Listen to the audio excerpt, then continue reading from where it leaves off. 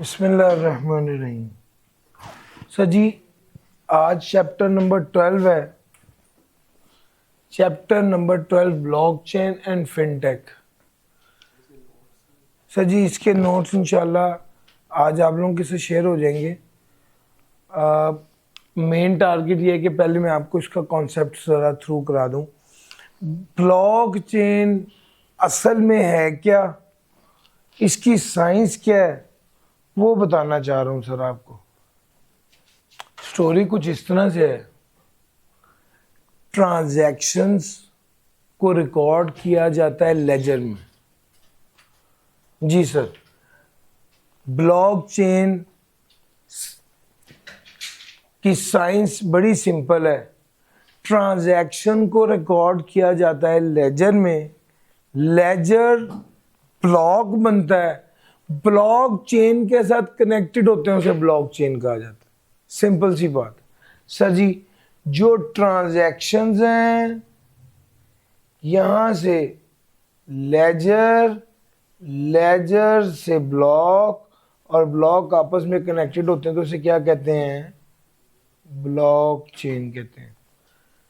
इसकी सबसे पहली और सबसे अहम बात यह है, यार मुझे डस्टर भी देना। इसकी सबसे पहली और सबसे अहम बात यह है कि ये डिस्ट्रीब्यूटेड सिस्टम होता है। सबसे ज्यादा हिट होने की वजह, सबसे ज्यादा कामयाब होने की वजह क्या है ब्लॉकचेन की, और इसकी बुनियाद क्या है, इसकी जड़ क्या है? वो है डिस्ट्रीब्यूटेड सिस्टम। मैंने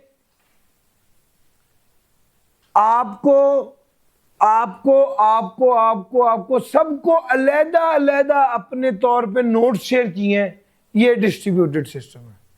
सेंट्रलाइज सिस्टम ये है कि मैं एक व्हाट्सएप ग्रुप बना के उसमें नोट्स डाल दूं और आप सब उसको शेयर कर लें। जब ये जो डिस्ट्रीब्यूटेड सिस्टम है, हम आम तौर पे अब तक हमने आपको पढ़ाया और समझाया, वो सारा असल में साइंस ये थी कि मैं पीडीएफ आपको शेयर कर दूं गूगल ड्राइव पर, और गूगल ड्राइव पे सारे बच्चे क्या कर लें? उसको एक्सेस कर लें। सर, इसमें दरमियान में क्या है? इंटरमीडियरी है। ये कौन सा सिस्टम है? ये सेंट्रलाइज्ड सिस्टम है। सर, हम अब तक आपसे जब भी पढ़ते रहे, डेटाबेस पढ़ा, सब पढ़ाया, आपको बताया यार सेंट्रलाइज सिस्टम है। हाँ, वो सारी बात के बाद अब नई जो चीज है वो क्या है? डिसेंट्रलाइज्ड डिस्ट्रीब्यूटेड सिस्टम, जिसमें ये वाली पीडीएफ मैं इंडिविजुअली बच्चों को शेयर कर रहा हूं। यार मेरा पॉइंट समझ आ रहा है? अगर सब बच्चों को सेम कॉपी शेयर हो जाए, सब बच्चों को सेम कॉपी शेयर हो जाए, तो ये बुनियादी तौर पे क्या है? ये डिसेंट्रलाइज्ड है। ये डिसेंट्रलाइज्ड मैकेनिज्म है कि भाई हर बंदे को अलग अलग कनेक्ट हो रहा है। सर, ये ब्लॉकचेन की बुनियाद यहां पर थी। असल में ब्लॉकचेन में जब मैंने आपको 50,000 रुपए ट्रांसफर करने हैं, तो मैं अपने अकाउंट से आपके अकाउंट में 50,000 रुपए ट्रांसफर करूंगा, लेकिन रियलिटी ये है कि दरमियान में मैं अपनी ऐप से आपकी ऐप में जा रहा हूँ, तो मैं वाया बैंक ट्रांसफर करूंगा, वाया इंटरमीडिएट ट्रांसफर करूंगा। ये सेंट्रलाइज्ड सिस्टम है।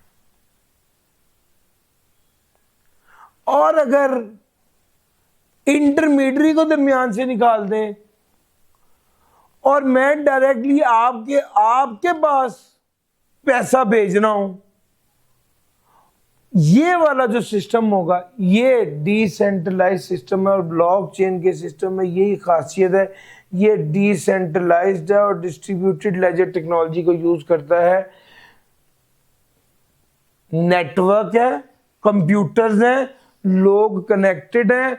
ये जो पहले सिस्टम होता था, ये सेंट्रलाइज सिस्टम है। डिसेंट्रलाइज सिस्टम में यहां पर ए है, बी है, सी है, डी है, ई है, ये सब आपस में कनेक्टेड हैं। सर, ये सब आपस में कनेक्टेड है। सर समझ आ रहा है? ये डिसेंट्रलाइज सिस्टम है। इस डिसेंट्रलाइज सिस्टम से फायदा क्या हुआ? सेंट्रलाइज सिस्टम में जब यहां पर मैंने कोई तब्दीली की तो ये सारे लोगों के पास तब्दील शुदा रिकॉर्ड चला गया। लेकिन डिसेंट्रलाइज सिस्टम में अगर ए ने बी को 10,000 रुपए दिए और बाद में उसने कहा कि मैंने तुम्हें 15,000 दिए थे, तो भाई ये वाली ट्रांजैक्शन सिर्फ इसके पास नहीं गई, ये वाली ट्रांजैक्शन इसके पास भी आई, इसके पास भी आई, इसके पास भी, और कोई सेंट्रल प्लेस मौजूद नहीं है जहां पर ये है, ये नेटवर्क में पीयर टू पीयर सबके पास चले गई है। अब इसको मैं झूठ नहीं बोल सकता, अब मैं ये नहीं कह सकता कि 10 की बजाय मैंने तुम्हें 15 दिए हैं। ये वाला रिकॉर्ड इम्यूटेबल रिकॉर्ड है, अनएडिटेबल रिकॉर्ड है। यार मेरा पॉइंट समझ आ रहा है? इसकी वजह से ये, अब अगर सोचे 100 लोग नहीं है, 10,000 लोग भी नहीं है, लाख लोग भी नहीं है, करोड़ लोग हैं और सबके पास एक ट्रांजैक्शन का रिकॉर्ड पहुंचाया जा रहा है। अब आप सोचेंगे अगर ए ने बी को 1 लाख रुपया दिया है और ये ट्रांजैक्शन जो हुई है ये 10 लाख लोगों के पास इसका रिकॉर्ड या 1 करोड़ लोगों के पास इसका रिकॉर्ड पहुंच गया है, अब इसको क्या मैं एडिट कर सकता हूं? अब इसको क्या मैं तब्दील कर सकता हूं? सर ये तो सब लोगों के पास पहुंच गया। सर ये इसलिए इसको कहते हैं इम्यूटेबल, अनएडिटेबल, अनचेंजेबल। यार मेरा पॉइंट समझ आ रहा है? सर ये ट्रांसपेरेंट है, सबके सामने है, जो जो ट्रांजैक्शंस हो रही हैं वो लेजर पे जा रही हैं। लेजर ब्लॉक दूसरे ब्लॉक के साथ क्रिएटेड है, इसी को ब्लॉकचेन कहा जाता है। सर ये डिस्ट्रीब्यूटेड लेजर टेक्नोलॉजी है, इसमें 2 बातें बड़े काम की हैं। सबसे पहला ये डिसेंट्रलाइज्ड है, दरमियान में कोई इंटरमीडिएट नहीं है, एक नोड दूसरे नोड से कनेक्टेड है, एक पर्सन दूसरे पर्सन के साथ कनेक्टेड है, सेंट्रलाइज सिस्टम वाला सीन इसमें नहीं है। दूसरा ये कि जब इतने बड़े लोगों का नेटवर्क है और एक ट्रांजैक्शन जो होती है वो सब लोगों के पास चल जाती है, तो फिर उसको एडिट या तब्दील नहीं किया जा सकता। उसका हाल यही है कि भाई मैं बाद में ये कह दूं कि तब्दील हो, ये तब्दीली हो ही नहीं सकती, ये तब्दीली हो ही नहीं सकती। सर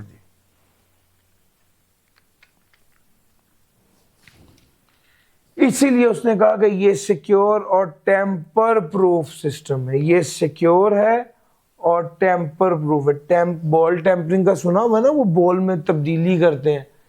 टेम्पर प्रूफ वो जिसको टेम्पर ना किया जा सके। सर जी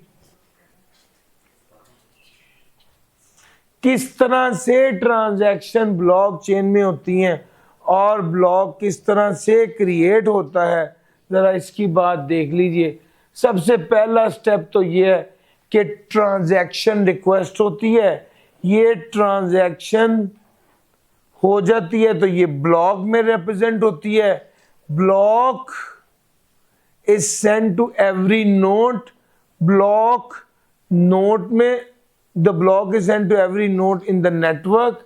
नोड्स वैलिडेट करते हैं तो फिर ये वाला वैलिडेट करने पर ये वाला ब्लॉक आगे ऐड हो जाता है, इसको ब्लॉकचेन कहा जाता है।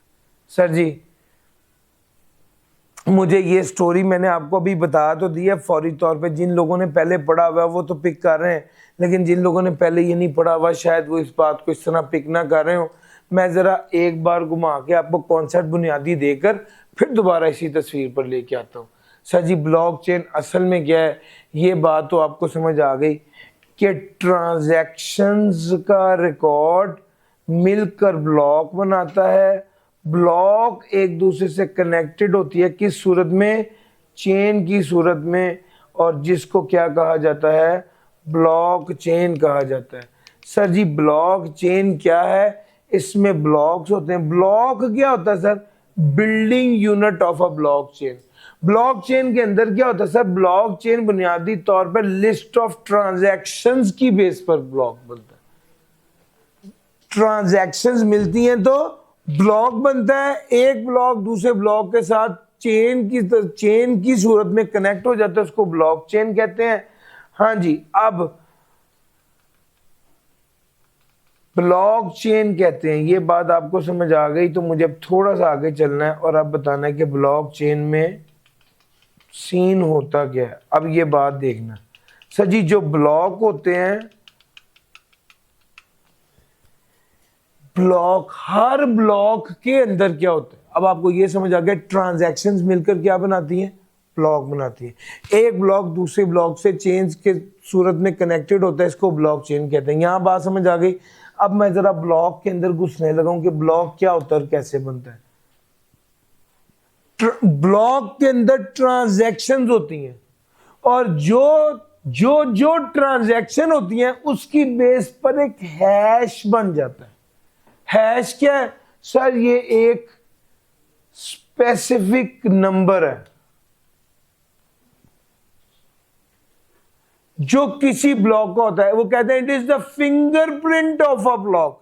जिस तरह किसी इंसान का फिंगरप्रिंट, उसकी शनाख्त, उसकी आइडेंटिटी होता है, इसी तरह एक ब्लॉक की आइडेंटिटी क्या होता है, इसका हैश होता है।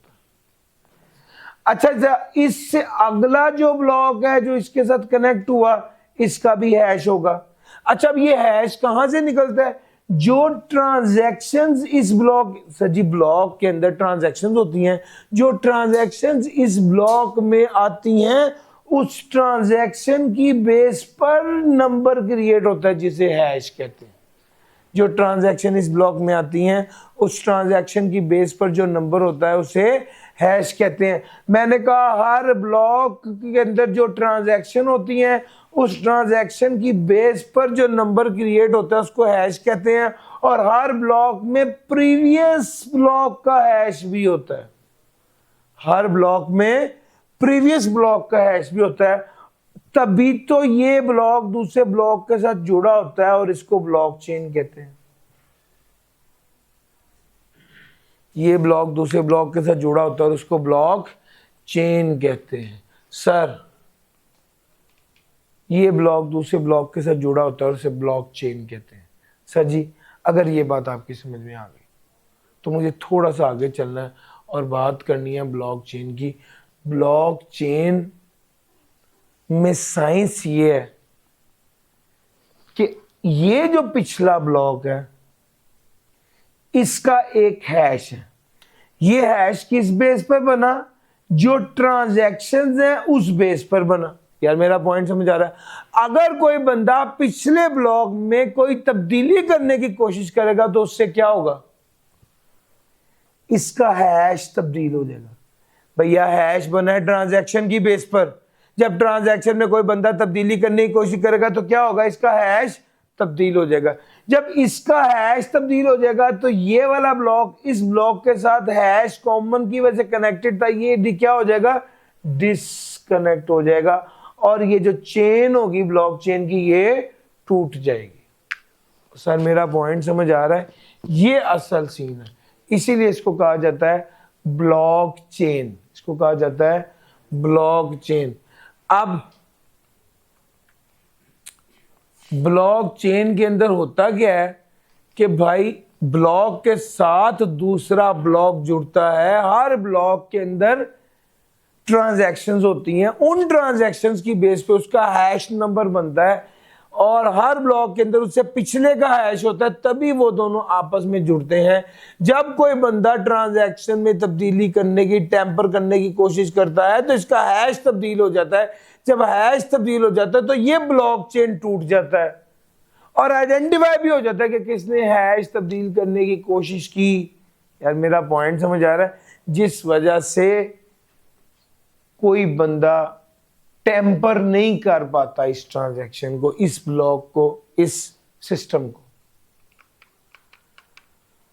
सर ब्लॉक चेन में क्या है? ब्लॉक्स हैं, हर ब्लॉक के अंदर ट्रांजैक्शंस होते हैं। ब्लॉक के दो पार्ट्स हैं, एक हेडर है जिसके अंदर, ब्लॉक हेडर के अंदर क्या होता है? मेटा डाटा है। उस डाटा जो ब्लॉक के अंदर जो ट्रांजैक्शन है उससे रिलेटेड डाटा है। तो ब्लॉक के अंदर दो चीजें हो गई, एक ब्लॉक हेडर जिसके अंदर ब्लॉक की जो ट्रांजैक्शन है उसकी इंफॉर्मेशन है और एक ब्लॉक बॉडी जिसके अंदर ट्रांजैक्शन का डाटा है। सर अब अगर ये बात आपको समझ आ गई तो अब अगली बात सुनिए, ये जो ब्लॉक ऐड होता है नया, ये किस तरह होता है?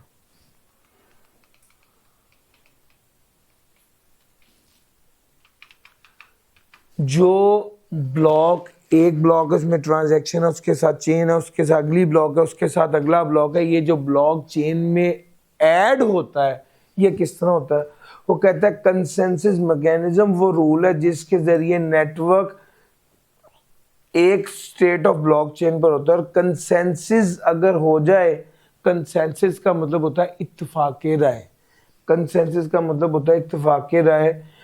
अगर ब्लॉक चेन में जो नया ब्लॉक ऐड होता है वो असल में इस मैकेनिज्म के जरिए ऐड होता है जिसको कंसेंसस मैकेनिज्म कहते हैं। ब्लॉक चेन में जब कंसेंसस आ जाता है तो फिर नेटवर्क में हर ट्रांजैक्शन के हवाले से वैलिडेशन होती है, और वैलिडेशन का क्या मतलब है? एग्री करते हैं जो नोड्स होते हैं, जो उस नेटवर्क के साथ कनेक्टेड कंप्यूटर्स या लोग होते हैं, उसको कहा जाता है नोड्स। सर जी, जो ट्रांजैक्शन के साथ कनेक्टेड सिस्टम होता है उसको क्या कहा जाता है? सर नोड्स कहा जाता है। अगर मैं आपके साथ चलूं, ये देखिएगा,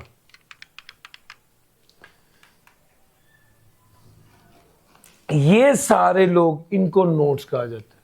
ट्रांजैक्शंस है, लेजर है, ट्रांजैक्शंस उसका लेजर बनता है, लेजर से ब्लॉक, और ब्लॉक जो कनेक्टेड होते हैं वो ब्लॉक चेन होता है।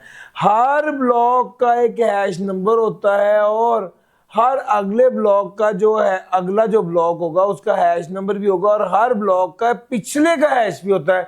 लेकिन कभी तो सबसे पहला ब्लॉक भी बना था, जो सबसे पहला ब्लॉक बना था उसका प्रीवियस हैश नील था या जीरो था। ये इस तरह से ब्लॉक कनेक्ट होते हैं। हर ब्लॉक के अंदर क्या है? ट्रांजैक्शंस हैं और लेजर है, लेजर है, लेजर के अंदर ट्रांजैक्शन है। अच्छा, अब जरा आगे चलता हूँ।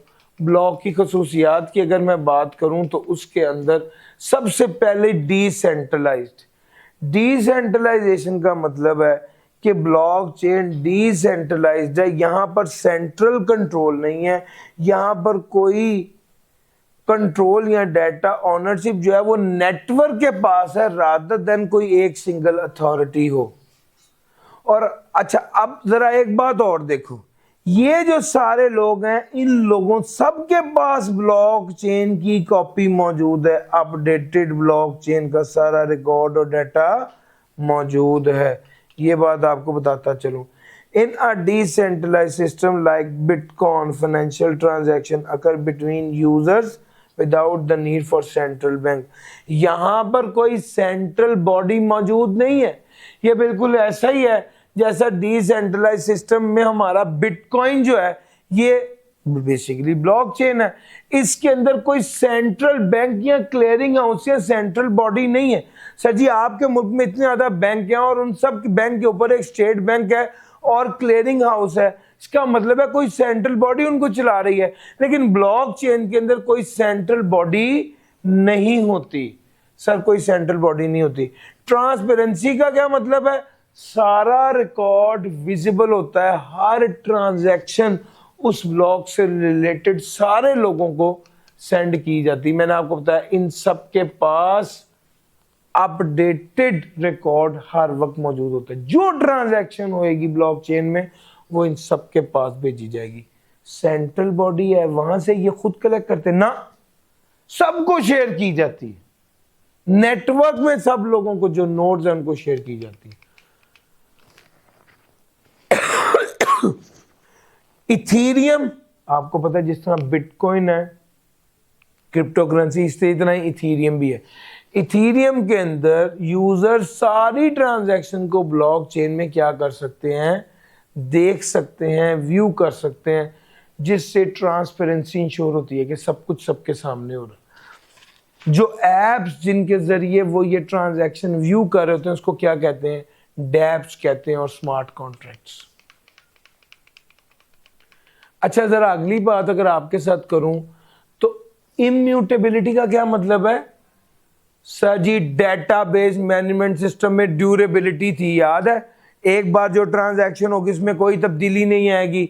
उसी तरह ही एक एग्जांपल, जिस तरह हम किसी शॉप पर जाते हैं, मैंने अपने नाम प्लॉट करवाना था, गलती से अपने भाई के नाम करा दिया है, अब मैं उसे कहूंगा ये मेरे नाम कर दो, ऐसा नहीं हो सकता। पता क्या होगा, दोबारा एक ट्रांजैक्शन होगी जिसमें मेरे भाई के नाम से मेरे नाम होगा। यार मेरा पॉइंट समझ आ रहा है? वो कहता है जो एक बार, जिस तरह हम कहते हैं ना, ये नहीं हो सकता कि जो लिख दिया है वो मिटा दिया जाए। आगे बताया जा सकता है कि जो मैंने ऊपर वाली लाइन लिखी है वो ठीक नहीं। यार मेरा पॉइंट समझ आ रहा है? ये कहते हैं इसमें एक इम्यूटेबिलिटी की बात है, जिसमें वो कहता है कि जो डाटा एंटर हो गया ब्लॉकचेन में वो एडिट नहीं हो सकता, ना ऑल्टर होगा ना डिलीट होगा। क्यों नहीं होगा? जैसे ही कोई बंदा पुराने किए हुए डाटा को तब्दील करने की कोशिश करेगा, उससे क्या हो जाएगा? ट्रांजैक्शन तब्दील हो जाएगी। ट्रांजैक्शन तब्दील होगी तो क्या होगा? हैश तब्दील हो जाएगा। हैश तब्दील होगा तो क्या होगा? ब्लॉकचेन वहां से टूट जाएगी। यार अभी तो सारा बताया है। इस वजह से ये टेम्पर प्रूफ है, ऐसा हो ही नहीं सकता। सर ब्लॉकचेन की अगली बात है सिक्योरिटी। ब्लॉकचेन ज्यादा सिक्योर है क्योंकि सारे लोगों तक ट्रांसपेरेंसी है, सारे लोगों तक हर ट्रांजैक्शन की डिटेल पहुंच रही है और वो व्यू कर सकते हैं। कोई अनऑथराइज्ड बंदा जो है इस डाटा को टेम्पर नहीं कर सकता। सर कोई सेंट्रलाइज सिस्टम होना, कोई एक बंदा घुस के चीज तब्दील करे, सबके लिए तब्दील हो जाए, ऐसा तो हो ही नहीं सकता। हर बंदे को लहदा नोट्स दे रहा हूं ना। अगर कोई बच्चा में तब्दीली कर दे तो सिर्फ उस सिस्टम में तब्दीली होगी, बाकी सब में तो नहीं होगी। अल्टीमेटली आइडेंटिफाई हो जाएगा कि किस बच्चे ने तब्दीली की है। यार मेरा पॉइंट समझ आ रहा है? ये असल सीन है सिक्योरिटी के हवाले से, ये सिक्योर है बहुत। सर जी अब मेरी अगली बात कंसेंसस मैकेनिज्म है, वो करता हूं तो फिर ये वाली बात आपको बताता हूं। कंसेंसस मैकेनिज्म का असल में मतलब ये है कि जितने नोड्स हैं जो नेटवर्क के साथ जो बंदा कनेक्टेड है उसको क्या कहा जाता है? नोड कहा जाता है। जितने भी नोड्स हैं वो नेटवर्क की स्टेट से एग्री होनी चाहिए। इसका मतलब यह है कि this prevent fraudulent activities and ensure that the transaction are valid before being added to the blockchain. वो कहता है जितनी भी ट्रांजैक्शंस हैं वो वैलिड हों तो ब्लॉकचेन ऐड होता है और ब्लॉक ऐड होता है। इसका क्या मतलब है? इसका मतलब है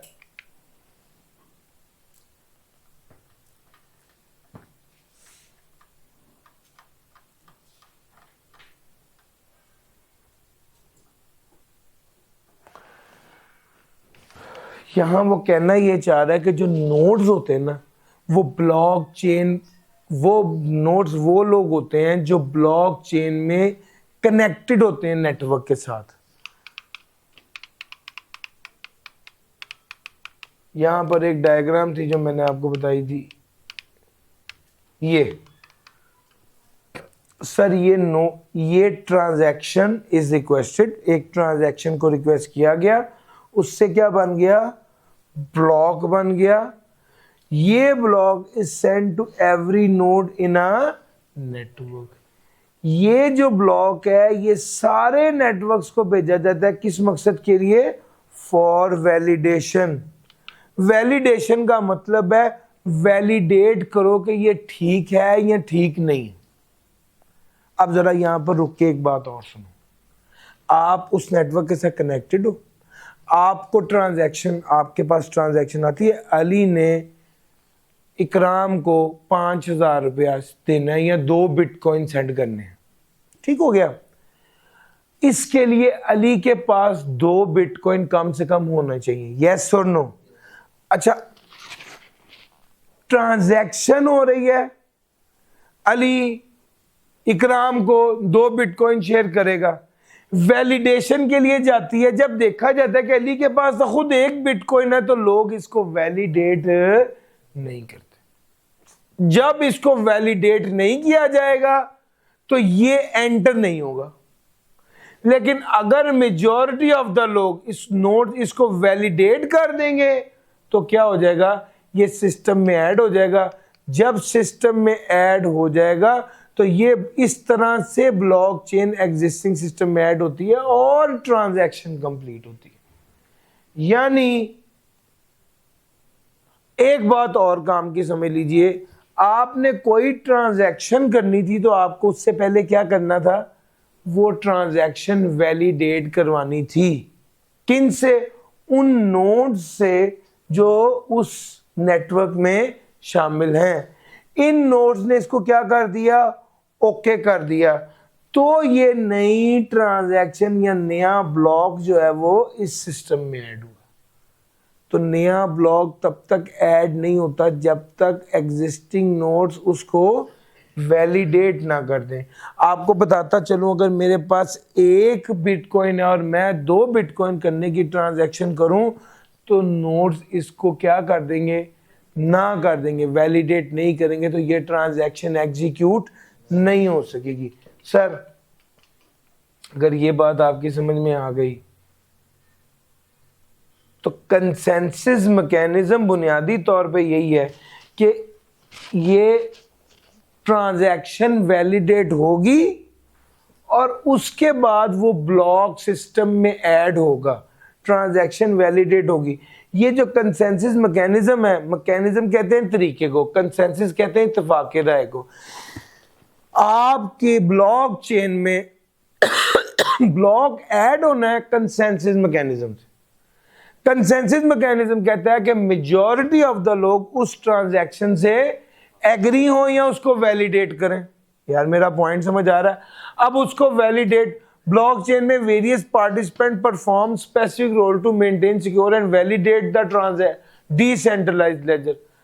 अब ब्लॉकचेन में नेटवर्क के साथ कनेक्टेड कौन है? नोड्स हैं। नोड्स कौन है? ये वो इंडिविजुअल लोग हैं या डिवाइसेस हैं जो ब्लॉकचेन के नेटवर्क के साथ कनेक्टेड हैं। सर ये कंसेंसस मैकेनिज्म की बात मैंने आपके साथ की थी। वैलिडेटर्स वो हैं जो पार्टिसिपेट करते हैं और वैलिडेट करते हैं कि ये वाली ट्रांजैक्शन ओके है। अब आपको बताऊं, ब्लॉकचेन बनाने के भी, ब्लॉकचेन में ब्लॉक ऐड करने के भी 2 तरीके हैं। एक तरीका बिटकॉइन ने अडॉप्ट किया हुआ और एक इथेरियम ने अडॉप्ट किया हुआ। इन दोनों की बात करते हैं। जब ब्लॉकचेन में ब्लॉक ऐड होता है तो इसके 2 तरीके हैं।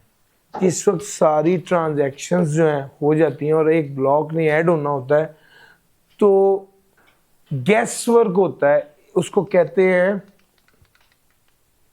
Block add. कैसे होता है? एक क्रिप्टोग्राफिक पजल होता है, एक क्रिप्टोग्राफिक पजल होता है।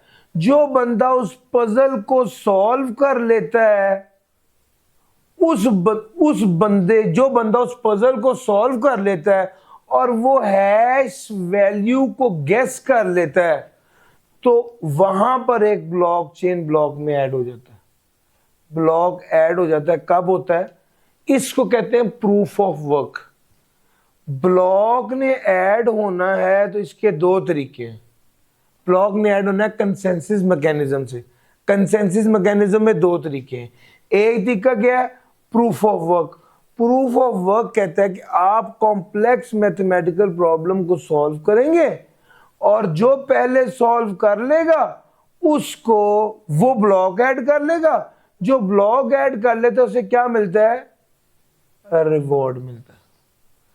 दूसरा जो तरीका है उसको कहते हैं proof of stake. Proof of stake क्या है? एक तरीका यह है कि जो कि एक क्रिप्टोग्राफिक पजल है, जो बंदा ये क्रिप्टोग्राफिक पजल को सॉल्व कर लेगा वो ऐड कर लेगा क्या कहते हैं ब्लॉकचेन में एक ब्लॉक। सर असल में जो ब्लॉक ऐड करता है उसके पैसे मिलते हैं। एक मशीन होती है जिसको कहा जाता है रिग।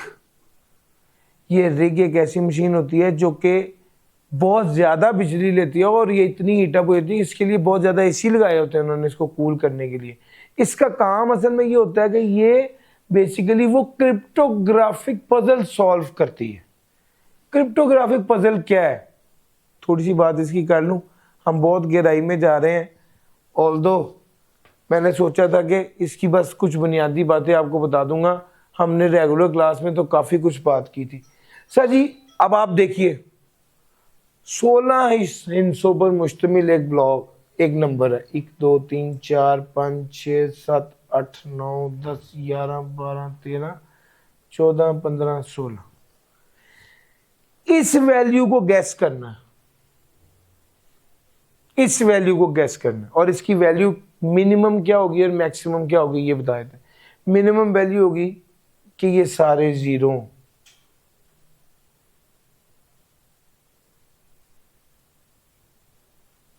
मैक्सिमम वैल्यू क्या होगी सारे एफ हों।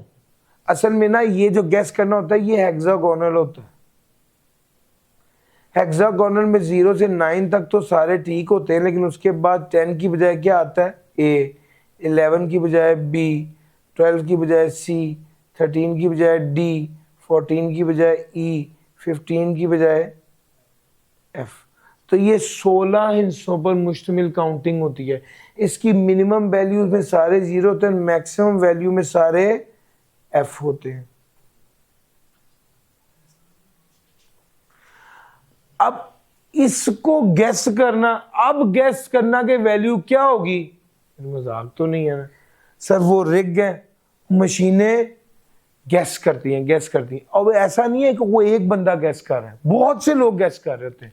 जो बंदा इस ब्लॉक चेन में इस हैश को गैस करने की कोशिश करता है उसे पता क्या कहते हैं, माइनर। माइनर कौन होता है, माइन।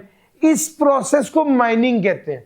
माइनिंग में क्या करते हैं, स्पेशल नोड्स हैं that complete to solve complex mathematical puzzle in order to validate transaction and add new block to the block chain. Sir जी वो कहते हैं माइनर वो लोग हैं जो कॉम्प्लेक्स मैथमेटिकल पजल को सॉल्व करने की कोशिश करते हैं ताकि वो ट्रांजैक्शंस को वैलिडेट करें और नया ब्लॉक ऐड करें। सर जी ये रिग तकरीबन पाकिस्तानी 70 लाख रुपए की आती है और ये बड़ी ज्यादा बिजली लेती है, पहली बात, और दूसरा हीट काफी ज्यादा होती है, इसके वजह वहां पे एसी चलाने पड़ते हैं। अब इतनी ज्यादा एनर्जी, और इससे निकलना क्या है, ये गैस कर पाएंगे कि वो नंबर क्या था। जो नंबर गैस कर रहे थे उसको कहते हैं नॉन्स। अगर ये नंबर गैस करे तो इन्हें क्या मिलता है सर, इन्हें रिवॉर्ड मिलता है। रिवॉर्ड क्या मतलब सर, पैसा मिलता है। ये सारी सरखपाई करें। अब एक तरफ अब आपको समझ आया कि यार कंसेंसस मैकेनिज्म में दो चीजें हैं। सबसे पहली क्या है, प्रूफ ऑफ वर्क। दूसरी क्या चीज है, लो सर ये मैं मिटाने लगा हूं। दूसरी क्या चीज है, proof of stake. Proof of stake में ये कि जिस बंदे ने जितना ज्यादा रिस्क लिया हुआ है, स्टेक का मतलब होता है रिस्क, जिस बंदे ने जितना ज्यादा रिस्क लिया हुआ है, जिसने जितना ज्यादा पैसा डाला हुआ है, जिसका जितना ज्यादा स्टेक है उस नेटवर्क में, उसके पास उतनी ज्यादा पावर है कि वो ब्लॉक ऐड करा सके। इसको कहते हैं proof of stake. Proof of stake में कोई बिजली नहीं है, कोई रिस्क नहीं है, कोई मैथमेटिकल पजल नहीं है। सिर्फ क्या है, जो जिसने जितना ज्यादा कॉइन होल्ड किए हुए हैं नेटवर्क में वो वैलिडेटर है। मुख्तलिफ लोग वैलिडेट करने की कोशिश करते हैं, लेकिन जीता कौन है, जिसके पास सबसे ज्यादा स्टेक होता है नेटवर्क में। अब ये मामला सिंपल है। इथीरियम जो है ना, इथीरियम वो प्रूफ ऑफ स्टेक के मुताबिक चलता है। जो बीटीसी है, बिटकॉइन, ये किसके मुताबिक चलता है, बीटीसी में बाकायदा बिटकॉइन, बाकायदा बीटीसी में जो हैश है उसको गेस करने के लिए मैंने आपको बताया ये प्रॉपर वर्किंग होती है। इससे बिजली भी काफी ज्यादा खर्च होती है और एक्सपेंसिव हार्डवेयर भी होते हैं। मैंने आपको रिग बताया 70 लाख रुपए का। अच्छा जी,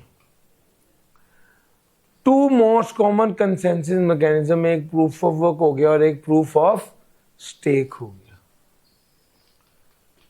ये हम पढ़ क्या रहे हैं, हम पढ़ असल में ये नहीं कि ब्लॉक चेन में नया ब्लॉक ऐड कैसे होता है, और हमने अब तक क्या पढ़ा, काफी इधर उधर की बातें कर ली। मैं सारी बातों को जोड़ के एक बात सीधी करता हूं ताकि हम आगे चलें।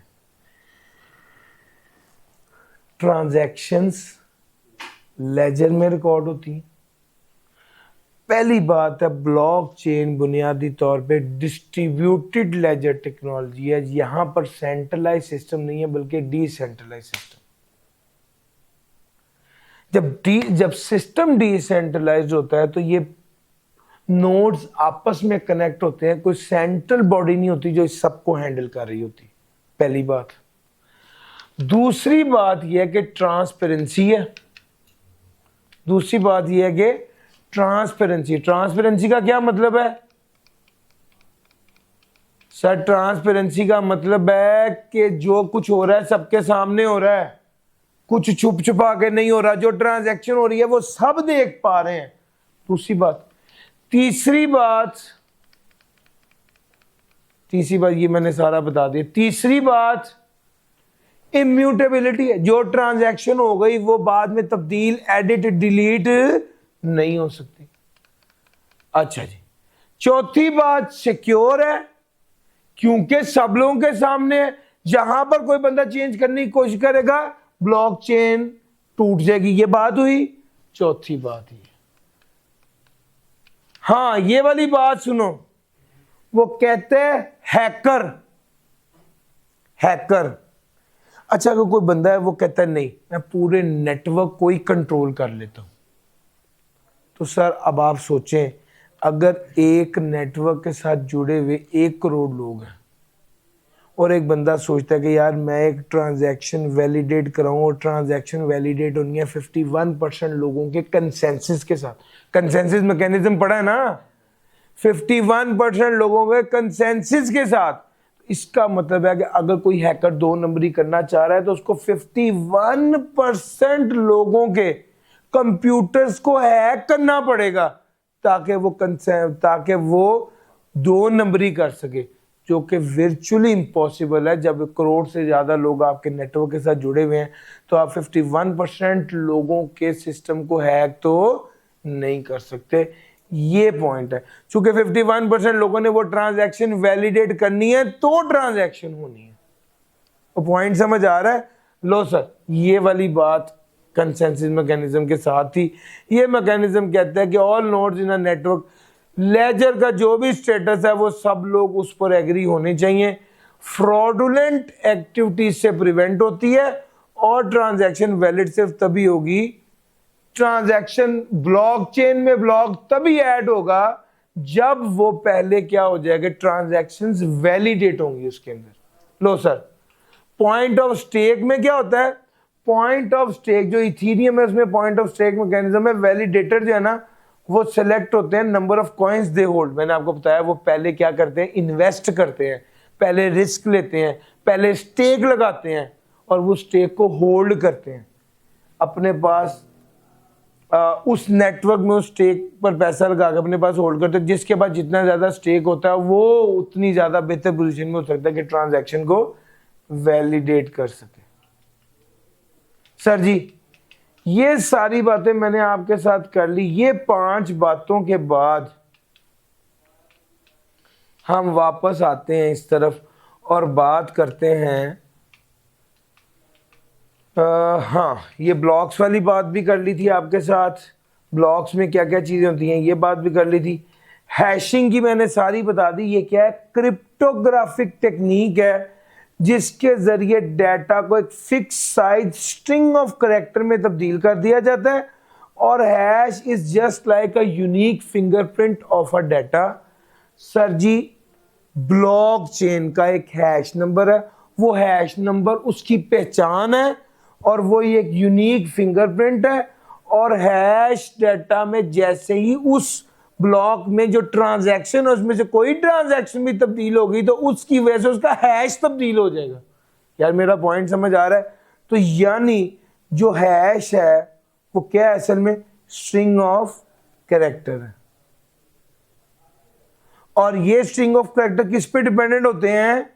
Data present in the block के अंदर जो ट्रांजैक्शन है उस बेस पर ये स्ट्रिंग बनती है और स्ट्रिंग जो है वो हैश है। अगर डाटा को अगर कोई बंदा अटेम्प्ट करे अगर कोई बंदा अटेम्प्ट करे, थोड़ा सा चेंज भी किया गया ना ट्रांजैक्शन में, तो क्या होगा, हैश वैल्यू कंप्लीटली तब्दील हो जाएगी। Hashing is foundational to blockchain technology. Hash बुनियाद है ब्लॉकचेन टेक्नोलॉजी की, जहां each block contains a hash of data and the hash of previous block. Sir जी, एक ब्लॉक के अंदर उस करंट डाटा जो है उसका हैश होगा और उससे पिछले का हैश होगा। अगर कोई बंदा अटेम्प्ट करना चाहेगा to alter the content of the block, hash value change हो जाएगी, चेन ब्रेक हो जाएगी, जिसका मतलब है टैंपरिंग हो गई है। यार यही बात मैंने बार बार कही है, ये बात यहाँ पर लिखी हुई है। ये 51% वाली बात भी मैंने आपके साथ कर दी। आप अगर अपने डाटा को ऑल्टर करना, गलत ट्रांजैक्शन जो है उसको वैलिडेट कराना चाह रहे हैं, तो वैलिडेशन के प्रोसेस में कितनी वैलिडेशन होती है, 51%। यानी 51% लोगों को हैक करना पड़ेगा किसी हैकर को, जो कि वर्चुअली क्या है, इम्पॉसिबल है। सर ये सारी बात मैंने आपके साथ कर ली। वैलिडेटर, यूजर वो होता है जो that initiate transaction and receive that digital assets on the blockchain, mainly validator, miner, note और यूजर, चार चीजें। अच्छा, नोट में भी अब दो तरह के नोट हैं। नोट्स में भी अब दो तरह के नोट्स हैं। एक को कहते हैं फुल नोट, जिसमें पूरी ब्लॉकचेन सेव होती है, और एक को कहते हैं लाइट वेट नोट, जिसमें part of the blockchain save होती है। जो लाइट वेट होता है वो सिर्फ ट्रांजैक्शन को व्यू करता है। जो नोड होता है वो इस पोजीशन में होता है कि वो वैलिडेट भी कर सकता है और ट्रांजैक्शन को वेरीफाई भी करता है। लो सर, मैंने आपको ब्लॉकचेन का सारा मसाला बता दिया। एक बार इसको तसल्ली से पढ़ेंगे ना, मैं असल में साथ साथ बातें चलती रहती और साथ साथ सारी बातें बताता जा रहा था। टाइप्स ऑफ ब्लॉकचेन है चार। सबसे पहला पब्लिक ब्लॉकचेन, ये जो बिटकॉइन और इथेरियम है, ये पब्लिक ब्लॉकचेन है। Everyone can be participate, allow anyone, जो पार्टिसिपेट कर सकता है ब्लॉकचेन को व्यू कर सकता है। प्राइवेट ब्लॉकचेन ऐसी नहीं है। प्राइवेट ब्लॉकचेन में क्या खास बात है, ये सिंगल ऑर्गेनाइजेशन इस ब्लॉकचेन को कंट्रोल करती है। अच्छा जी, तीसरा आ गया कंसोर्शियम ब्लॉकचेन। कंसोर्शियम ब्लॉकचेन का मतलब है कि सारे बैंक वाले मिलकर अपने मतलब की ब्लॉकचेन बना ले। यार मेरा पॉइंट समझा रहा है। कंसोर्शियम याद रखिएगा वहां पर बनता है जहां पर सेम सेक्टर के लोग, सेम टाइप के लोग मिलकर कोई चीज बनाते हैं, उसको कंसोर्शियम कहते हैं। कंसोर्शियम ब्लॉकचेन जो होता है ये हाइब्रिड मॉडल होता है, मल्टीपल ऑर्गेनाइजेशन का कंट्रोल होता है ब्लॉकचेन पर। और तीसरा क्या आ गया, hybrid blockchain. Hybrid blockchain combination है पब्लिक और प्राइवेट का। जो ऑर्गेनाइजेशन जो डाटा पब्लिक को दिखाना चाहे उसको पब्लिक पर ले जाए, और जो डाटा ज्यादा सेंसिटिव है उसको प्राइवेट ब्लॉकचेन पर रखे। तो भाई इसमें इसने ये बाकायदा नाम भी बताए हैं। ड्रैगन चेन जो है ये हाइब्रिड है, और R3 कोडा जो है ये कंसोर्शियम ब्लॉकचेन की एग्जांपल है। अब निचोड़ देखो, ये ट्रांजैक्शन रिक्वेस्ट की है, a block that represent a transaction is created। Transaction execute नहीं होगी, पहले क्या होगा, पहले ये ट्रांजैक्शन सारे नोड्स को ब्रॉडकास्ट की जाएगी। ये ट्रांजैक्शन होने लगी है, वैलिडेशन का प्रोसेस होगा, उसके बाद ट्रांजैक्शन होगी, ब्लॉक क्रिएट होगा, वैलिडेशन के बाद ट्रांजैक्शन एग्जीक्यूट होगी, और क्या क्रिएट होगा, ब्लॉक। ये ब्लॉक ब्लॉकचेन के साथ जुड़ेगा और इस तरह ट्रांजैक्शन कंप्लीट होगी। ये एक काम है। सर ब्लॉकचेन में ये वाली सारी बातें आपके साथ कर चुके हैं। ब्लॉकचेन यूज कहां होती है, सबसे ज्यादा यूज ही कहां पर होती है, क्रिप्टो करेंसी में, इथेरियम, बिटकॉइन वगैरह। ये decentralise peer to peer transaction है। Sir ji supply chain management में जहां पर रियल टाइम ट्रैकिंग, भाई जहां पर, अब आप मेरी बात सुनो, अब इसका दिमाग में दो तीन चीजें रख लो। ब्लॉकचेन की जो काम की बातें हैं, प्रोसेस तो ये जो है सो है। सबसे पहली काम की बात ये है ब्लॉकचेन की कि ब्लॉकचेन का मतलब है सेंट्रलाइज नहीं है, डिसेंट्रलाइज्ड है। ये बात तो यस और नो। दूसरा ब्लॉकचेन का मतलब है यार जो भी एंट्री हो गई उसमें तब्दीली, ये बात तो पक्की है। अच्छा, ये जो काम की मेजर बातें ना वो अगर आप अपने दिमाग में रखोगे तो आप ब्लॉकचेन का क्रक्स आपके ज़हन में रहेगा। एक तो ये डिसेंट्रलाइज्ड है, दूसरा ये कि इसमें कोई तब्दीली नहीं होनी है, तीसरा ये कि ट्रांसपेरेंट है, सबके सामने सारी चीजें, सबके सामने सारी चीजें हैं। ये मेजर जो बातें आपके ज़हन में हो, अब आप सोचो सप्लाई चेन मैनेजमेंट में जब आप ये चाहते हो ना कोई तब्दीली ना हो, जब आप ये चाहते हो ना कि सारे लोगों तक सारी इंफॉर्मेशन साफ साफ पहुंचे, तो वहां पर ब्लॉकचेन की बात आती है। स्मार्ट कॉन्ट्रैक्ट्स क्या होते हैं पता है? स्मार्ट कॉन्ट्रैक्ट्स ऐसे कॉन्ट्रैक्ट्स होते हैं जिसमें ह्यूमन इंटरवेंशन होती नहीं। Ali will give Kumail 2 bitcoins if the value of Bitcoin reduces to $85,000. लो जी, वैल्यू ऑफ द बिटकॉइन $85,000 हुई, मेरे अकाउंट से 2 बिटकॉइन कुमैल के अकाउंट में चले जाएंगे। इसके अंदर ह्यूमन इंटरवेंशन है ही नहीं सर। इसको कहते हैं ऐसा कॉन्ट्रैक्ट, इसको स्मार्ट कॉन्ट्रैक्ट जिसमें ह्यूमन इंटरवेंशन ना हो। Sir cross border payment, sir जी अब मसला ये है कि आपने जो अमेरिका पेमेंट करनी है तो आप अपने बैंक को कहेंगे, वो बैंक से वो दूसरे बैंक को कहेगा, वहां के बैंक को कहेगा, पेमेंट उधर जाएगी, पैसे भी बड़े ज्यादा लगेंगे, ट्रांजैक्शन भी होगी। आसान सा तरीका है, आप उसको कहें कितने पैसे बनते हैं, उसके जितने बिटकॉइन है आप अपने अकाउंट से उसके अकाउंट में भेज दें, खत्म। क्रॉस बॉर्डर ट्रांजैक्शन जो है वो बिटकॉइन के जरिए बहुत आसानी से हो पाती है, बहुत कम कॉस्ट पे, बहुत फास्ट और बहुत इंटरनेशनल पेमेंट। कोई मिडिलमैन इन्वॉल्व नहीं ना, कोई मिडिलमैन, वो जिसकी पेमेंट आपने करनी है उसका भी बिटकॉइन, उसने भी बिटकॉइन खरीदे हुए, आपने भी खरीदे हुए, आप दोनों एक ही नेटवर्क पे, पीयर टू पीयर ट्रांजैक्शन हो जाएगी, दरमियान में कोई बैंक कोई इंटरमीडिएट आया ही नहीं। मेरा पॉइंट समझ आ रहा है सर जी? बिटकॉइन की काफी वैल्यू में इजाफा हुआ था जब 2-3 यूनिवर्सिटीज ने अनाउंस किया था कि हम बिटकॉइन में पेमेंट ले लेंगे, तो बिटकॉइन की वैल्यू बड़ी बढ़ गई थी। हेल्थ केयर में डाटा की मैनेजमेंट, अगर जो मरीज, अब क्या होता है मेरी बात सुने, एक मरीज आया, वो मरीज सरकारी अस्पताल में हैंडल नहीं हुआ और क्या कर दिया, वो फोत हो गया, ये लोग उसका रिकॉर्ड ही निकाल देते हैं, वो मिल आया ही नहीं। इस जब ब्लॉकचेन आएगी तो ये वाली हरकत नहीं हो सकती। आप जब ब्लॉकचेन को अप्लाई करेंगे तो वो तो डाटा इम्यूटेबल है, डाटा एडिट रिलीट हो ही नहीं सकता। सर वो आया, उसका क्या मेडिकल ट्रीटमेंट हुआ, किस तरह से रखा गया, सारी चीजें अगर आप ब्लॉकचेन सिस्टम पर आ जाएंगे तो फिर ये वाला प्रॉब्लम नहीं होगा। फिर उसके बाद वोटिंग सिस्टम, इलेक्शन में वोट पड़ते हैं, वहां पर कितनी धांधली हो जाती है, तो अगर आप ब्लॉकचेन सिस्टम को अडेप्ट करेंगे तो फिर तो कोई मसला होगा ही नहीं।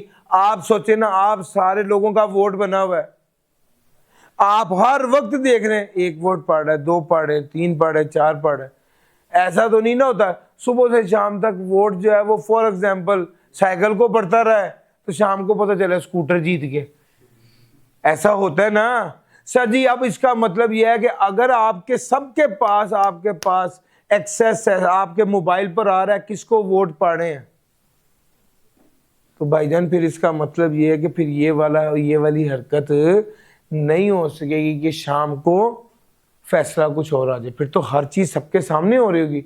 इसी को कहते हैं ट्रांसपेरेंसी। सर जी डिजिटल आइडेंटिटी, सर जी आपकी आइडेंटिटी ब्लॉकचेन टेक्नोलॉजी के जरिए, ब्लॉकचेन टेक्नोलॉजी जो है ना वो ऑफर करता है सेल्फ अवेयरनेस आइडेंटिटी सिस्टम, जो इंडिविजुअल के पास इंडिविजुअल की आइडेंटिटी सिक्योर रहती है। सर जी उसके बाद आ गया इंटेलेक्चुअल प्रॉपर्टी भी है, रियल एस्टेट भी है, 1-2 और बातें, एनर्जी ट्रेडिंग भी है, टोकनाइजेशन बच्चों को नहीं समझ आती कि सर टोकनाइजेशन क्या होती।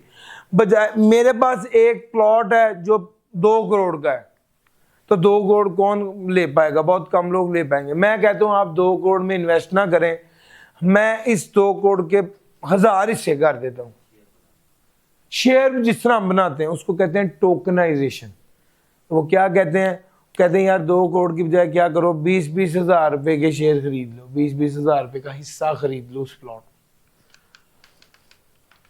इंश्योरेंस में भी इस तरह ही होता है, एंटी मनी लॉन्ड्रिंग है, फिर ट्रेड बेस्ड मनी लॉन्ड्रिंग, और ये सारे इसके यूजेस हैं बिटकॉइन और क्या नाम है, सॉरी, ब्लॉकचेन के। ब्लॉकचेन असल में क्या है, डीएलटी डिस्ट्रीब्यूटेड लेजर टेक्नोलॉजी है। ये डिस्ट्रीब्यूटेड लेजर टेक्नोलॉजी इस तरह से है।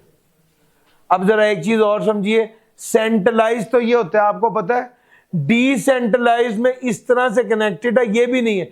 डिस्ट्रीब्यूटेड देखने आप कैसे कनेक्टेड है, इस तरह से सारे पीयर टू पीयर सब चीजें कनेक्टेड है। इसको कहते हैं डिस्ट्रीब्यूटेड लेजर टेक्नोलॉजी।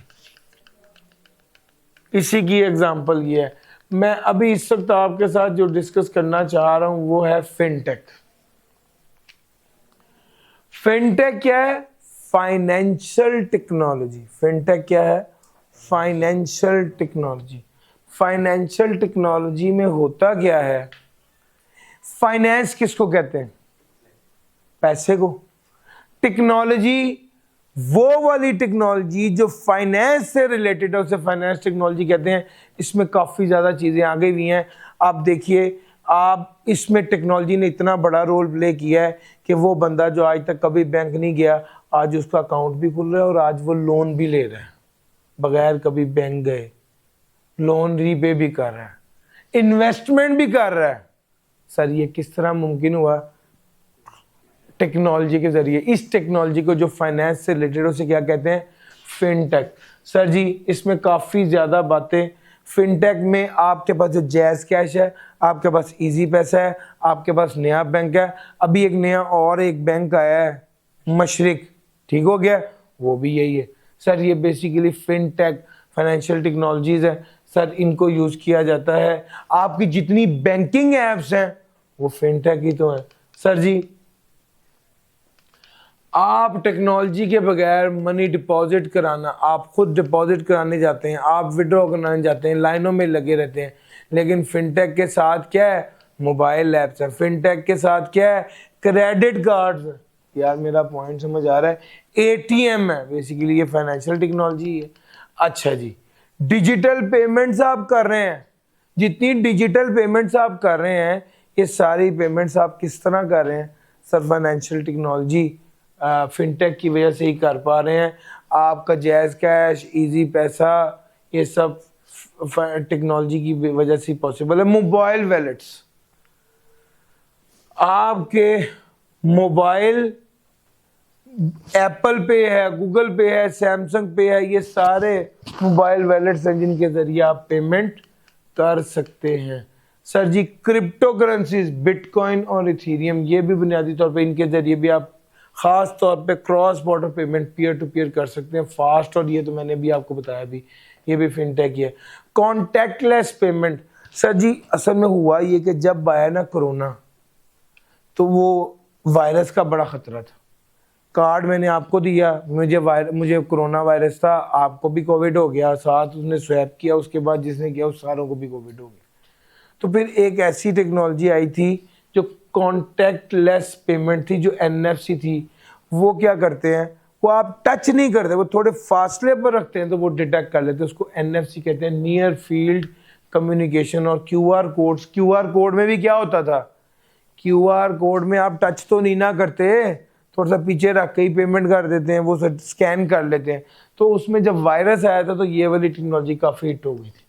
सर जी उसके बाद फिनटेक के एरियाज़ की बात करूं, सर जी ये जितने लोग ये काम कर रहे हैं, ऑनलाइन वर्किंग कर रहे हैं, क्या नाम है इसका, फाइवर पे काम कर रहे हैं, फ्रीलांसिंग कर रहे हैं, इनको पैसा कहाँ से आ रहा है, बाहर से पैसा आ रहा है, किस तरह, सर मेनली पेपैल से पैसा आता है, मेनली पेपैल से पैसा आ रहा होता है।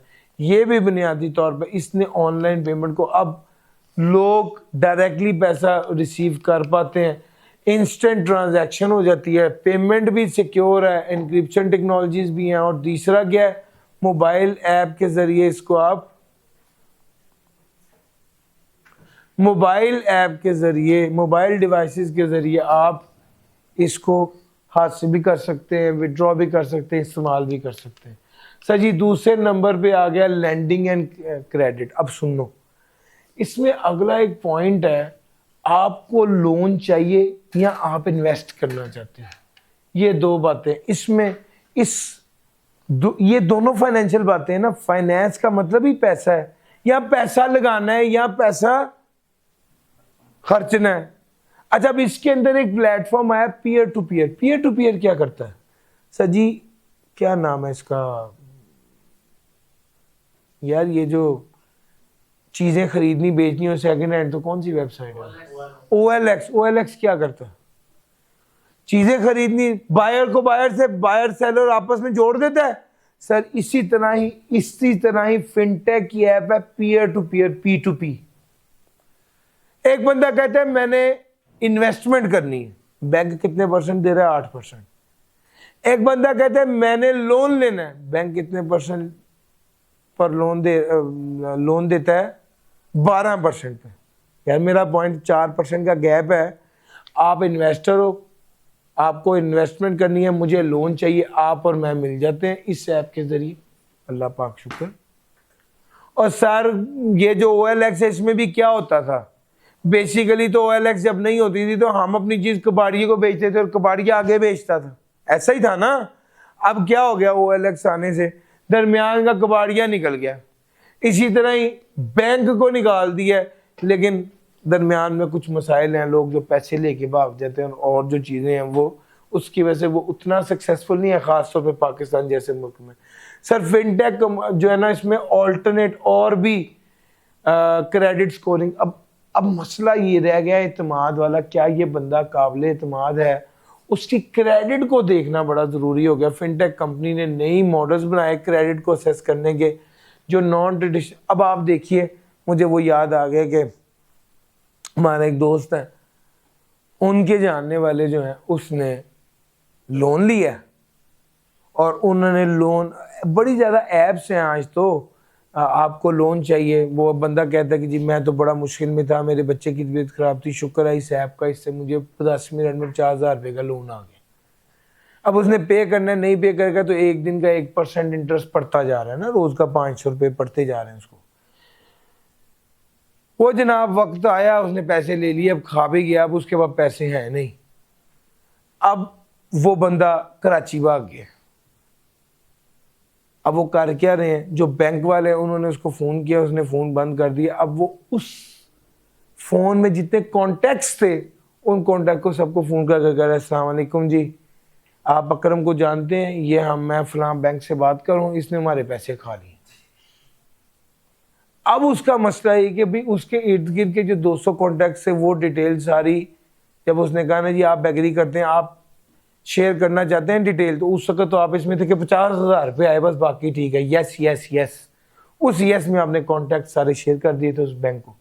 अब वो बैंक फ़ोन कर करके लोगों को बता रहा है कि इसने हमारा 25,000 रुपया या 50,000 रुपया खा लिया, ये डिफ़ॉल्टर है, अगर आप इसके करीबी हैं तो आप पे करें, नहीं तो हमें भी कुछ दिनों में इसको पकड़ के अंदर करा देंगे। पॉइंट समझ आ रहा है सर? ये सारा कुछ की सारी सर्विसेज जो हैं वो फिनटेक के उसमें आती हैं, स्कोप में आती हैं। सर लीडिंग क्लब के नाम से, लैंडिंग क्लब के नाम से एक ऐप है जो बड़ी मशहूर है P2P प्लेटफॉर्म पे, और यहाँ पर एक और भी है। अच्छा वो आ गया, फास्टर अप्रूवल प्रोसेस भी है, access to credit under deserve population, वो लोग जिनके बड़े ज़्यादा बैंक अकाउंट नहीं थे आज वो भी इस काबिल हो गए कि लोन ले रहे हैं धड़ाधड़, और हमें बहुत ज़्यादा मोहताजी ख़त्म हो गई है बैंक की और उनकी शराइत की। लो सर अगली आ गई वेल्थ मैनेजमेंट। अब ज़रा मेरी बात सुनो, अब अगला स्टेप है, मेरे पास है 5 करोड़ रुपये, मैं ये सोच रहा हूँ कि यार मैं कहाँ इन्वेस्ट करूँ। रूबो एडवाइज़र के नाम से एडवाइज़र्स हैं जो मुझे कहते हैं कि भाई तुम चाहते क्या हो, तुम पर मंथ एक हैंडसम रिटर्न चाहते हो या तुम लॉन्ग टर्म में एक बड़ा फ़ायदा चाहते हो। जैसे आप मुझसे पूछे कि यार आप कहेंगे मेरे पास 5 लाख है सर, मैं क्या करूं, तो मैं कहूँगा यार 5 लाख है फॉर एग्जांपल, तुम क्या चाहते हो? एक ऑप्शन ये कि तुम रेगुलर रूटीन में अच्छा इंटरेस्ट लेना चाहते हो, और दूसरी ऑप्शन ये है कि तुम चाहते हो कि आज मैं रख लूँ, 2 साल 3 साल बाद ये बहुत बढ़ जाए। यार मेरा पॉइंट समझ आ रहा है सर? इसको कहते हैं 5 करोड़ बैंक अकाउंट में है, आप एडवाइस मांग रहे हैं, आपने इंसान को बताने की बजाय रोबोट को सारा क्राइटेरिया बताएंगे, वो बताएगा आप शेयर्स में इन्वेस्ट कर दो, फलां शेयर्स के अंदर भी कुछ ऐसे शेयर्स होते हैं जो कि डिविडेंड बहुत अच्छा देते हैं, कुछ ऐसे शेयर्स होते हैं जिनकी वैल्यू बहुत बढ़ जाती है। यार मेरा पॉइंट समझ आ रहा है? तो किस टाइप की इन्वेस्टमेंट करनी है? आपको फिक्स इंटरेस्ट चाहिए तो फिर डिवेंचर में चले जाओ, आप अगर रिस्क लेना चाहते हो, ज्यादा बेनिफिट लेना चाहते हो, तो फिर आप शेयर्स में चले जाओ। यार मेरा पॉइंट समझ आ रहा है sir? Automated portfolio management, robo advisors use algorithms to create personalized investment portfolio based on the user's financial goal, risk tolerance and investment horizon. Sir जी फिर आगे cost efficiency, robo advisers generally charge lower fee than human advisers, making them more affordable for a broader range of investor. Most platform offer a hands off investment. Sir जी आपको सस्ती advice मिलेगी, आपको आपकी मर्जी और आप जो एल्गोरिदम देंगे उसके मुताबिक पर्सनलाइज्ड एडवाइस मिलेगी, पैसे भी कम। और मसला एक और भी है, यानी किसी दूसरे को बताया भी नहीं तो जिस इन्वेस्टर को, जिस बंदे के पास एडवाइस देने जाए वो खुद ही डाकू निकल आता है सर। वो समझ आ रहा है? 22 होता है। बेटरमेंट और वेल्थ फ्रंट, ये 2 एप्स हैं जो रोबो एडवाइजरी प्लेटफॉर्म है। मैनेजमेंट फी भी कम है, पर्सनलाइज इन्वेस्टमेंट स्ट्रेटजीज भी है और सस्ता भी है। और आपकी अच्छा इसमें एक और बड़ी मजे की बात, मैं 1 साल तक चाहता हूं कि मुझे कंसिस्टेंट रिटर्न आए, उसके बाद मैं लॉन्ग टर्म करूंगा, तो वो ऑटोमेट कर देते हैं इस चीज को और उसके मुताबिक एडवाइस करता है। और फिर उसके बाद टैक्स ऑप्टिमाइजेशन फीचर्स भी हैं। टैक्स ऑप्टिमाइजेशन फीचर के किन केसेस में आपका टैक्स कम लगेगा उसके मुताबिक चलेंगे ताकि आपको पैसे ज्यादा से ज्यादा बचे। इंश्योरेंस में भी बिल्कुल ऐसे ही है, आप नुकसान हुआ, आप उसके पास गए, इंश्योरेंस वालों को बताया कि ये नुकसान हो गया, उनको तस्वीरें भेजी, उन्होंने उस बेस पर डिसाइड किया कि आपका कितना नुकसान हुआ है, कितने अच्छे से गाड़ी इंश्योर्ड थी, कितना पैसा आपको मिलना चाहिए। ये सारी चीज़ें जो पहले मैनुअल हो रही थी अब किस तरह होने लग गई हैं, एआई ड्रिवन होने लग गई हैं। इंश्योरटेक प्लेटफॉर्म्स हैं जो एआई को यूज़ करते हैं, लाइव डाटा एनालाइज करते हैं, कस्टमाइज। और एक तरफ तो ये बात है ना कि हैंडलिंग कैसे, दूसरा ये कि मुख्तलिफ लोगों को उनके मिजाज के मुताबिक पैकेजेस बना के ऑफर करना। यार मेरा पॉइंट समझ आ रहा है? आपको हम इंश्योरेंस पॉलिसी ऑफर करेंगे उसकी तबीयत के मुताबिक। सर समझ आ रहा है? सर ये जो चीज है ये एआई ड्रिवन पर्सनलाइजेशन है। और क्लेम प्रोसेसिंग की बात मैंने आपको पहले बता दी कि ये जो नुकसान हो गया और उसको क्लेम को प्रोसेस करेंगे स्पीडीली। सर उसके बाद आ गया लेमनेड जो है ना, ये इंश्योरेंस की बड़ी ज़बरदस्त ऐप है। फास्टर एंड मोर एक्यूरेट है, पर्सनलाइज इंश्योरेंस पॉलिसीज और इम्प्रूव्ड कस्टमर एंगेजमेंट है। फिर उसके बाद आ गया एरियाज ऑफ फिनटेक में अगला रेगटेक। अच्छा अब चूँकि फाइनेंस है और इसका ताल्लुक बैंक से, और बैंक के हवाले से बड़ी स्पेसिफिक रेगुलेशंस होती हैं स्टेट बैंक ऑफ पाकिस्तान की भी, और इनको उसको कंप्लाई करना होता है ख़ास तौर पे मनी लॉन्ड्रिंग के हवाले से और नो योर कस्टमर KYC के हवाले से। वो कहता है टेक्नोलॉजीज आप अपना सिस्टम ऐसा बिल्ड इन करेंगे कि जैसे ही आप कोई रूल की वायलेशन करने लगे आपका सिस्टम आपको अलाउ ना करे। पॉइंट समझ आ रहा है? जैसे मैं आपको पहले भी बता चुका हूँ कि भाईजान आपके लिए लाजमी है कि आप 50,000 से ज़्यादा की कैश बैंक में जमा कराने जा रहे हैं तो 7 शनाख्ती कार्ड भी जमा कराएं। और अगर वो 55,000 रुपये रिसीव कर रहा है सिस्टम और शनाख्ती कार्ड नहीं है तो वो अलर्ट दे भाई ये एंट्री नहीं होगी सिस्टम में, पहले शनाख्ती कार्ड की पिक्चर अटैच करो। और सर समझ आ रहा है? तो ये चीज़ें इस तरह से कंप्लायंस ऑटोमेशन है, रिस्क मैनेजमेंट है। प्रेडिक्टिव एनालिसिस की बेस पर आप पोटेंशियल ब्रीचेस और वायलेशन देखते हैं और रिस्क को एनालाइज कर लेते हैं। सर जी ये सारा कुछ जो इतने खातों में जा रहा था ये रेगटेक ने लोन एप्लीकेशन की बेस पर ये सबको बहुत इजी और कंफर्टेबल कर दिया।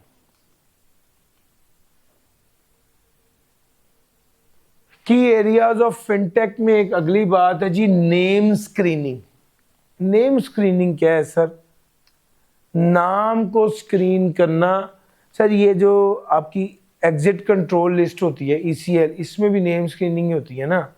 नेम स्क्रीनिंग का मतलब है कि जब वो बंदा मुल्क से बाहर जाने लगेगा तो उसका नाम ECL में होता है, तो वहां पर अलर्ट आ जाता है और वो उसको रोक देते हैं। सर जी ये अभी जो पीछे डगी भाई वाला वाकया हुआ है कि वो तो मलेशिया जा रहा था तो उसको रोक दिया, बुनियादी तौर पे वो नेम स्क्रीनिंग है। अ की component of regtech name screening solutions are used to detect individual or entities that may pose a risk, such as those on sanctions list, watch list, or politically exposed people, or adverse media reports. Sir ji name को screen कर लिया जाता है और उस base पर वो उसको हाईलाइट हो जाता है कि भाई ये बंदा तो वांटेड है। अब ये जितने लोग जो मुजरिम होते हैं और जिसको क्या इश्तिहारी बुनियादी तौर पे कॉन्सेप्ट किया है, तो यही है कि नेम को स्क्रीन किया जाए। एग्जाम्पल ऑफ गोल्ड स्मिथ के, हाँ अभी ये जो पता है वो 20 किलो सोना लेके ये इचरे में सुनियार मार्केट में एक बंदा उस मार्केट का सदर था, पिछले 30 साल से काम करता, 20 किलो सोना लेके भाग गया। 20 साल का इत्मीनान था जो उसने वो बनाया हुआ था। अच्छा उसका नाम ECL में आ गया, पकड़ा गया सर, वो इस्लामाबाद से पकड़ा गया, उसे पता था वो बाहर नहीं जा सकेगा। वो कैसे? सर जी नेम स्क्रीनिंग की वजह से। Automated compliance, real time monitoring, enhance accuracy in detecting regulatory violation. Sir ji fintech के बेनिफिट्स क्या हैं? इम्प्रूव्ड एक्सेसिबिलिटी, एनहेंस्ड एफिशिएंसी, ज्यादा लोगों तक आप पहुंच सकते हैं, ज्यादा सस्ता पड़ेगा, कॉस्ट रिडक्शन हो जाएगी, पर्सनलाइजेशन जो आपकी नीड है उसके मुताबिक आपको बेनिफिट मिल जाएगा। Digital platform offers real time insight into account balance, spending habits and transaction histories, enabling greater finance control for customers. Sir benefits of fintech में ये सारी चीजें थी, improved accessibility, enhanced efficiency, cost reduction, personalisation और transparency. Sir ji fintech में ये सारे benefits थे, आपके साथ डिस्कस कर लिए। और आखिरी बात जो है ये इन दोनों का मिलाप, ऐसी फाइनेंशियल टेक्नोलॉजीज जिसके अंदर ब्लॉकचेन वाली खुसूसियात हो। अब ये क्या मतलब? ब्लॉकचेन कहता है डिसेंट्रलाइज सिस्टम, ब्लॉकचेन कहता है जो एंट्री हो गई वो एडिट नहीं हो सकती, ब्लॉकचेन कहता है जो एंट्री होगी वो सारे लोगों तक पहुंचेगी, पीयर टू पीयर। यार मेरा पॉइंट समझ आ रहा है? ये भी है और साथ फाइनेंशियल टेक्नोलॉजीज भी हैं। तो बेसिकली वो कहते हैं सिनर्जी बन जाती है। सिनर्जी क्या मतलब है? सिनर्जी का मतलब होता है कि यार 1 और 1 11, जो हम नहीं आम जबान में कहते हैं, ये कहते हैं ये दोनों चीजें मिल जाएं तो एक इकट्ठे हो गए, इससे ज्यादा एडिशनल फायदा हो जाता है। डिसेंट्रलाइज फाइनेंस है, financial system built on blockchain technology जो है उसमें इंटरमीडियरी नहीं होगा। इंटरमीडियरी नहीं होगा तो आप जैसे बैंक्स और फाइनेंशियल इंस्टीट्यूशन नहीं होगा तो ज्यादा स्पीडीली काम हो सकेगा। दूसरे नंबर पे डीफाई प्लेटफॉर्म, डिसेंट्रलाइज फाइनेंस में क्या है? इसमें अगला आ गया smart contracts, automatically contract execute होंगे विदाउट ह्यूमन इंटरवेंशन। ठीक हो गया? इसमें कोई इंटरमीडियरी नहीं है, ओपन एक्सेस है, ट्रांसपेरेंसी है और बेनिफिट्स रिड्यूस कॉस्ट है, इंक्रीज एक्सेस है, प्रोग्रामेबल फाइनेंस है। फाइनेंशियल सर्विसेज ऑटोमेट की जा सकेंगी स्मार्ट कॉन्ट्रैक्ट के जरिए। सर उसके अकाउंट से ऑटोमेटिकली पैसे वापस चले जाएंगे ना? पॉइंट समझ आ रहा है? कॉन्ट्रैक्ट किया हुआ है, आपके अकाउंट से ऑटोमेटिकली पैसे वापस भी चल जाएंगे जब ड्यू डेट आएगी। तो इस तरह का सीन होता है इसमें। स्मार्ट कॉन्ट्रैक्ट की तो पहले ही बड़ी डिटेल में बात बता दी हुई है। क्रॉस बॉर्डर पेमेंट्स क्या होती हैं? आपने अगर किसी बंदे की पेमेंट अमेरिका करनी है तो लंबा चौड़ा तकलीफ दे और टाइम टेकिंग और महंगा प्रोसेस है। लेकिन अगर आपके पास बिटकॉइन है तो बिटकॉइन से बिटकॉइन पे करें, मसला हल। स्पीड भी कम है, स्पीड भी ज़्यादा है, कॉस्ट भी कम है और सिक्योरिटी भी ज़बरदस्त है। ये बेनिफिट है। और टोकनाइजेशन ऑफ एसेट क्या होता है सर? बजाय इसके कि आप एक बहुत बड़ा एसेट नहीं खरीद सकते, एक बड़े एसेट्स को छोटे छोटे टुकड़ों में तोड़ दिया जाता है, इसको कहते हैं टोकनाइजेशन, फ्रैक्शन। अब आप मुझे बताओ, आजकल बिटकॉइन पता है कितना? मैंने बिटकॉइन खरीदा कितना? 0.00003 बिटकॉइन का 0.00003। यार मेरा पॉइंट समझ आ रहा है? कहते यार मेरे पास 10,000 ही था, मैंने 10,000 का जितना आता था उतना खरीद लिया। और सर समझ आ रहा है? ये सर ये टोकनाइजेशन का फायदा है। बाज़-औक़ात आप बड़ा प्लॉट पूरा नहीं खरीद सकते, लेकिन फायदा बड़े प्लॉट में प्रॉफिट ज्यादा चल रहा है तो आप बड़े प्लॉट का तो कुछ छोटा सा हिस्सा खरीद लें। सर समझ आ रही है? लें सर, फ्रैक्शनल ओनरशिप है, इंक्रीज लिक्विडिटी है, खरीदना भी आसान। मैं आपको एक और मिसाल दूं, आपको ज्यादा बेहतर समझ आ जाएगी। चांदी बिक रही है ना आजकल, तो किलो के हिसाब से भी बिक रही है और 1 तोला वाली छोटी भी बिक रही है। लोग 1-1 तोला वाली खरीदते हैं, कहते यार मैंने 100 खरीदे हैं, मेरे पास पैसे थे, जितनी जरूरत होगी उतनी बेच दूंगा, सारा नहीं बेचूंगा। यार समझ आ रहा है सर? दिस इज ट्रांसपेरेंसी और इंक्रीज लिक्विडिटी। उसके बाद बेनिफिट्स ऑफ टोकनाइजेशन में लिक्विडिटी इंक्रीज हो गई, इन्वेस्टमेंट बैरियर खत्म हो गया। पहले तो सिर्फ बड़ा इन्वेस्टर था, छोटा भी आ सकता है, और ओनरशिप भी ट्रांसफर हो गई, वो भी एफिशिएंट है। सर आइडेंटिटी वेरिफिकेशन की बात तो मैंने आपके से पहले की है।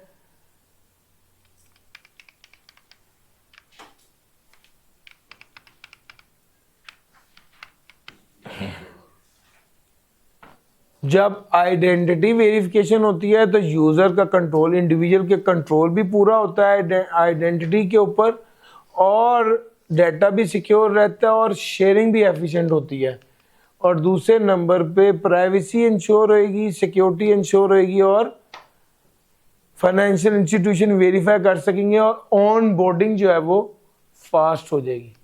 सर जी ये सारी बात थी फिनटेक और ब्लॉकचेन।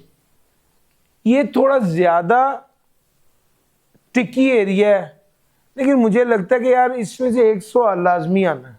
कुछ नहीं 6 नंबर अपने जेहन में रखें चैप्टर 12 में से, ब्लॉकचेन और फिनटेक। फिनटेक भी एक ऐसा टॉपिक है जो हॉट है, और ब्लॉकचेन भी। मुझे लगता है blockchain is more likely. Blockchain और फिनटेक ये दोनों जो हैं, अब मैं आपके साथ नोट शेयर कर देता हूं ताकि आप इसको क्रैम कर लें।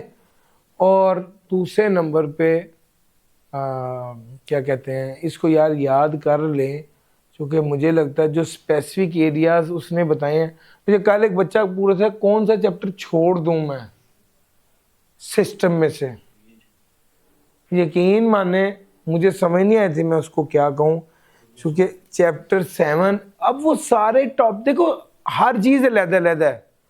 इतना मुझे पक्का पता है कि मैं उसे कहूँ ना फलां चैप्टर छोड़ दो, उसमें से सवाल आ जाना, फिर उसने बाद में कहना कि सर आपने ही कहा था। और अगर मुझे लगता है कि आज 7 में से नहीं आएगा तो अगली बार जरूर आ जाएगा, क्योंकि आप होता है ना, मिसाल के तौर पे पिछली 3 अटेम्प्ट से इसका पेपर आ रहा होता तो मैं कहता यार पिछली बार ब्लॉकचेन से आया था, इस बार फिनटेक से आएगा। जो भी होना है इसके लिए तैयार ही करना है आपने, तो तैयार करना ही वाइड ऑप्शन है। लेकिन इसमें से सवाल आना है। चैप्टर 11 क्लाउड कंप्यूटिंग है, very important. Chapter 12 blockchain very important. Fintech very important.